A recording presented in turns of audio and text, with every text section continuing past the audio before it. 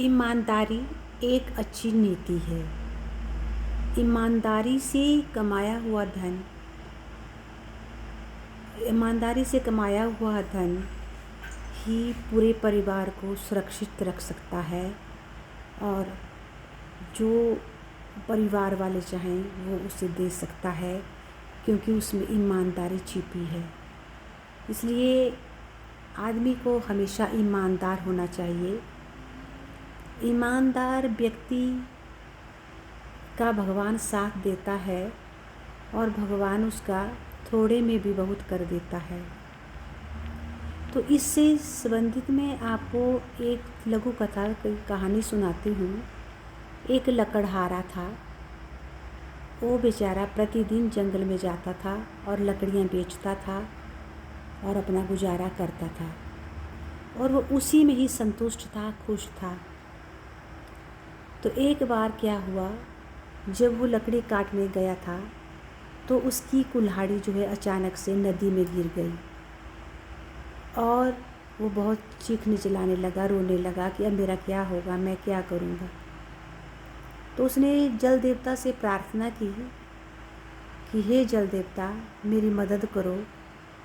तो जल देवता प्रकट हुए और उन्होंने कहा कि तुम्हें क्या चाहिए। तो उसने कहा कि मेरी कुल्हाड़ी नदी में गिर गई है और मेरी यही कुल्हाड़ी मेरे जीने का सहारा है। इससे मैं लकड़ियाँ काट कर बेचता हूँ और अपना भोजन करता हूँ, सब अपनी पूरी ज़रूरतें अपनी पूरी करता हूँ, यही मेरा एक सहारा है। तो मेरी कुल्हाड़ी जो है नदी में गिर गई है, कृपया मुझे इसके निकालने की मदद करें। तो जल देवता ने सोने की कुल्हाड़ी निकाली और उसको दिखाई।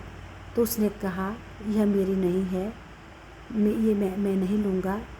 फिर दूसरी बार दोबारा उन्होंने निकाली तो वो चांदी की निकाली और उसको दी। उसने कहा ये भी मेरी कुल्हाड़ी नहीं है, मैं इसे नहीं लूँगा। फिर तीसरी बार उन्होंने लोहे की कुल्हाड़ी निकाली। फिर वो खुश हुआ और उसने कहा कि हाँ जल देवता, यही मेरी कुल्हाड़ी है।